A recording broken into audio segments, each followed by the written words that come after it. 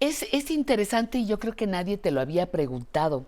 ¿Por qué son recuerdos vivos si hay muchos de tus entrevistados ya fallecidos? Pues mira, la gran mayoría sí, la gran Ajá. mayoría. Pero hay, por ejemplo, Enrique Semo está vivo, que lo Sí, sí, vimos, sí. y luego el gran López Tarso, que tiene 96 años. Yo lo que veía era que son hombres o mujeres que si bien han fallecido, dejan legados que les permiten estar vivos Claro, en claro. nuestro mundo, ¿no? Eso es muy importante. Los evocas, los recuerdas, como el caso de hoy. Pues mira, Está muerto, pero está vivo. pero mira, el caso de hoy, me voy a permitir, Sí. mi entrevista con Víctor Hugo Rascón Banda, que fue muy querido amigo mío, es el único que es menor a mí cuando yo le hago la entrevista. ¿no? Ok, Todos eran bastante mayores, Ajá. a veces 15, 20, 30 años mayores que yo, porque yo quería recuperar la memoria de estos grandes hombres que habían Sí. vivido tanto y que habían hecho tanto por nuestro país. Y en el caso de Víctor Hugo estaba enfermo, tenía leucemia, y entendió muy bien por qué quería yo entrevistarlo en su casa. Sí. Y entonces termina el libro que hizo, se llama Diálogos sobre Teatro. El Estado de Chihuahua publicó esto, y hay algunos discursos de los otros amigos, y termina de esta manera la entrevista con Víctor Hugo en el año 2005. Sí. Bueno, Víctor Hugo, aquí se acaba el material de video para la entrevista. Te agradezco ese testimonio sobre tu vida y el teatro, que algún día se convertirá en un libro y en un programa de televisión. Ea. Así, estoy cumpliendo Estás la promesa cumpliéndole. que le Ajá. hice a Víctor Hugo, ¿no? Y bueno, pues es un libro que probablemente esté agotado, se hicieron 1000 ejemplares, y donde se recorre la vida de un personaje extraordinario de lo que se llamaba la nueva dramaturgia. Y Víctor Hugo nació en un pueblito Huerichi, Ajá. en el fondo de la Barranca del Cobre en Chihuahua, y su familia tenía, desde el siglo XVIII, su familia estaba en ese mineral, que ya era un pueblo fantasma. Pero él nace, su abuelo era el presidente municipal, su padre era el juez y su mamá era la secretaria de los dos. Y entonces él vivía en ese pueblito, probablemente de toda la familia Rascón Banda, y ahí marca su importancia para el norte de la cultura del país. Pues vamos a verlo en vivo y a todo color. ¿Qué es para ti el teatro? Que el teatro es una pasión, es el espejo de la vida, es el testimonio de una sociedad. Y por boca de los dramaturgos no hablamos nosotros, habla la sociedad en nuestro tiempo.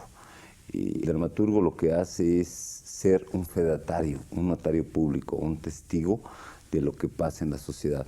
Y él lleva al papel, él convierte en metáfora teatral, lleva al escenario eso que está en la realidad.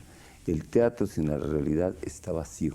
El teatro sin desentrañar la condición humana, sin presentar el conflicto de los hombres con los dioses, consigo mismo, con los demás, no sería teatro. El teatro es la más completa de las artes porque las contiene a todas. Es la más antigua de las artes porque sobrevive tal cual. Viene la revolución y ahí surge un teatro que es el teatro revista. El teatro se volvió un instrumento de crítica. Está registrado cuántos dictadores, hasta Victoriano Huerta estuvo ahí viendo y tirando balazos y oponiéndose al espectáculo que cuestionaba los hechos políticos de ese día que ni siquiera la prensa registraba. Pero sucede que hay un teatro en Estados Unidos hecho por O'Neill, por Arthur Miller, por Tennessee Williams y por otros que empiezan a hacer un teatro social, psicológico, íntimo, de familia. Que un buen día Salvador Novo descubre a 3 jóvenes de 18 años, a Luisa Josefina Hernández, a Sergio Magaña, a Emilio Carballido, y los estrena en Bellas Artes, cosa insólita porque ni aún en día hoy se estrena un dramaturgo maduro, menos un joven, y él apuesta por el teatro mexicano. No, que había intentado ser dramaturgo y no lo había conseguido a pesar de escribir 2 o 3 piezas, pero él amaba el teatro y lo hizo muy bien. Usigli lo consideramos el padre del teatro mexicano porque fue el primero que dijo, no vamos a hacer teatro español, ni francés, ni ruso, ni inglés, ni americano. Usigli había viajado, había estudiado técnica de composición dramática con Eric Bentley, que sigue la línea aristotélica, él mismo creó un método de composición, y empieza a escribir y escribir y a estrenar, hasta que logra ese clásico insuperable llamado El Gesticulador, que se estrena en Bellas Artes, dirigido nada menos que por este gran director que logra simbrar a la sociedad mexicana. Por supuesto que la obra se prohíbe, porque critica la revolución institucional. Y a partir de entonces se vive un momento importante. En las escuelas, en la educación, la materia de teatro está desde la primaria, la secundaria, la preparatoria y la universidad. Los ciudadanos van al teatro como ir a los toros o como ir al fútbol ahora, como ir al circo. Hay una tradición. Las funciones se hacen de martes a domingo. Hay cientos de teatros de bolsillo pequeños en múltiples lugares del centro histórico. Las universidades empiezan, la Universidad Nacional sobre todo, a crear un teatro como parte de su difusión extraacadémica, difusión cultural. En 1979, Emilio Carballido dijo, sí hay teatro mexicano, porque los productores mexicanos que no querían montar teatro nuestro decían, es que no hay dramaturgos en México, por eso acudimos al extranjero. Carballido dijo, sí hay y son muy buenos. Le dijeron, ¿dónde están? Pues tuvo que convocar a 40 jóvenes que empezábamos a escribir en talleres o en nuestras casas. Contrató la Universidad Metropolitana a los mejores directores de México en ese momento para que dirigieran textos de esos jovencitos que teníamos un texto. Yo fui el primero en ser llamado con una obra, Los Ilegales, que ni siquiera la tenía terminada, iba apenas en las primeras escenas. La conoció Marta Luna y fue la primera directora que dirigió este movimiento. Éramos 36 estrenados en el Teatro Flores Magón, un teatro de trabajadores en medio de Tlatelolco, gratis. Ahí nadie ganaba, con estudiantes de la Escuela de Arte Teatral, pero entonces la crítica especializada, el público empezó a llenar y ese movimiento se fue creciendo. Pues ese año estuvo nominada a Los Ilegales por las dos asociaciones de teatro con obra del maestro Magaña, del maestro Carballido, del maestro Leñero, que eran mis tres grandes maestros. Y dije, bueno, si con mi primera obra, que es un ejercicio, ya estoy nominado como mejor autor, claro que no gané, ¿verdad? Sería demasiado. Pero profesionalmente me inicio en el taller de Vicente Leñero y en el de Héctor Azar como director. Y dije, voy a ser director teatral para dirigir mis obras. Tardé 12 años en llegar a un teatro de la UNAM, pero les hemos abierto el camino a las nuevas generaciones. Ahora, la mayoría de los nuevos autores estrenan en la UNAM, que es el teatro por excelencia. No se puede vivir del teatro en este país. Se vive para el teatro, pero no del teatro. No se pagan derechos de autor suficientes para una vida digna. Yo me di cuenta desde de niño que dije, bueno, si quiero ser artista o creador, voy a condenar a la miseria, al hambre, a mi familia, yo mismo, ¿no? Y por esa cobardía estudié otra carrera, estudié Derecho, hice el doctorado en Derecho, la maestría en Derecho Amparo, empecé a trabajar como abogado en CONACYT y luego en el 82, cuando se nacionalizó la banca, yo fui de los primeros que llegó con el rey Tapé en vez de directora a Banco Unrad. Y nadie se enteró en los 25 años que estuve en la banca que yo era escritor. Cuando algún director del banco o algún accionista me decía, oiga, vi un nombre muy parecido al suyo por ahí en una cartelera, en una película o en la televisión, y decía, ¿cómo cree? No, es un homónimo, es un tío, es un primo. Y siempre me dijeron, qué bueno, porque yo no voy a confiar el dinero, mi patrimonio, a un loco. No le digan ni lo haga. Yo no he inventado una sola historia. Mis 54 obras de teatro surgen de la realidad, surgen de la nota roja, surgen de procesos, surgen de los noticieros de la televisión, surgen de sucesos en los que yo he sido parte o testigo, y esos sucesos terribles a mí me indignan.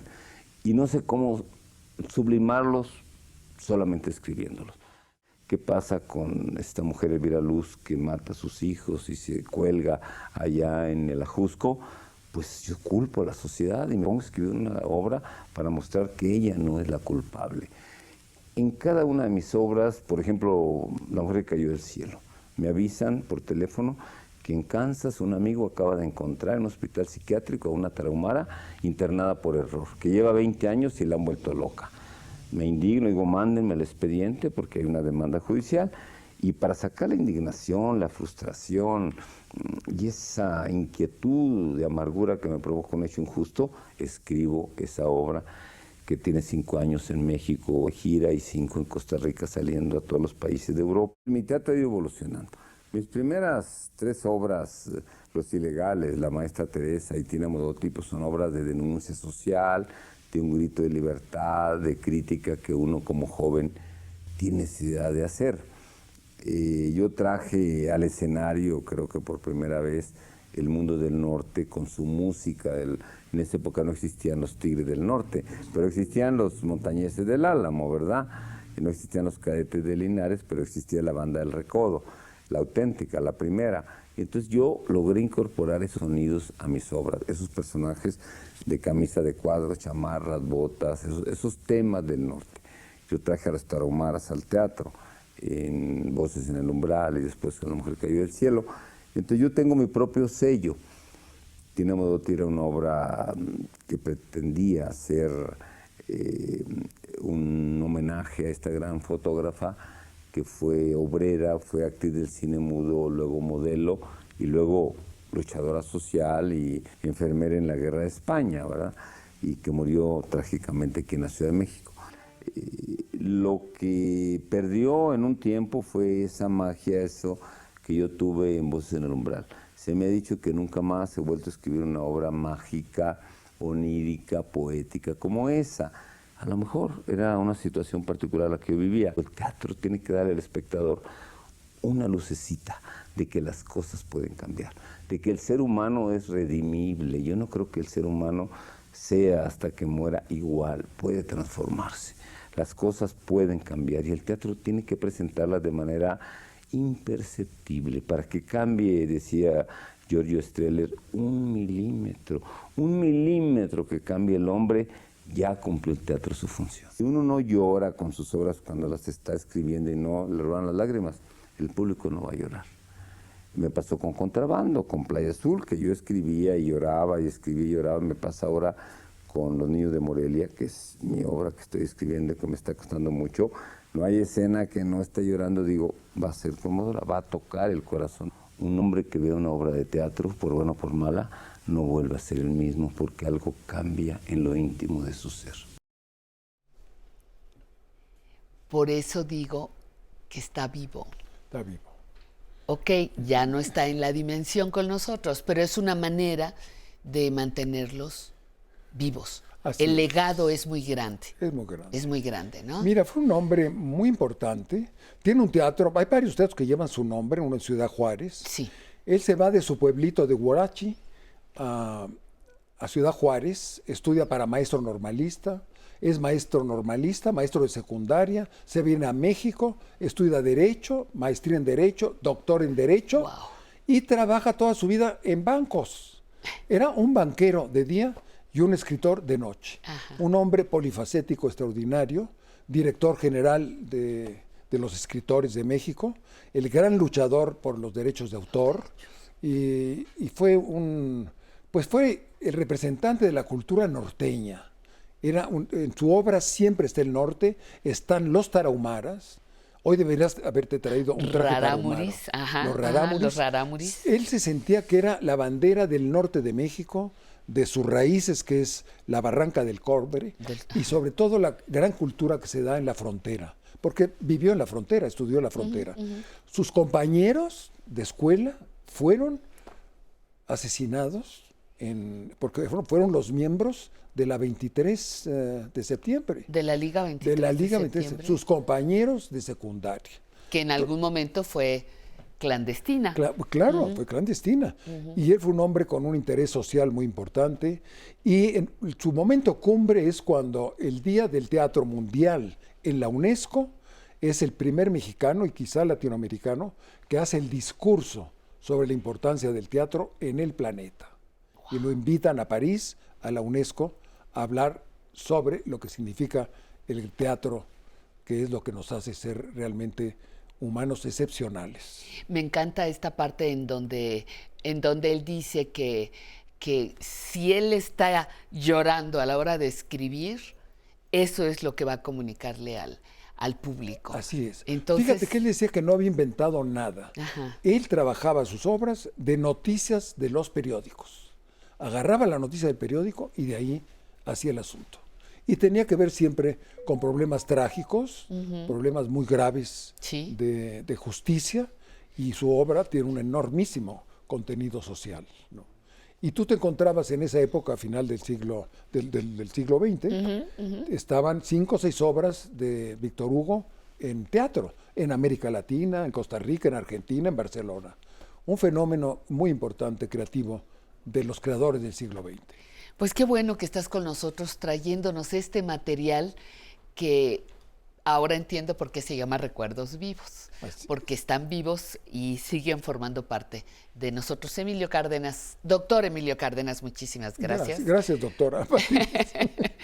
por estar con nosotros, te lo agradezco y a ver qué sorpresa nos traes para la otra semana. De un maestro tuyo vamos a hablar. De un maestro Pero mío. será Será una sorpresa. Una sorpresa. Muy bien, muchísimas gracias, Emilio, muy amable.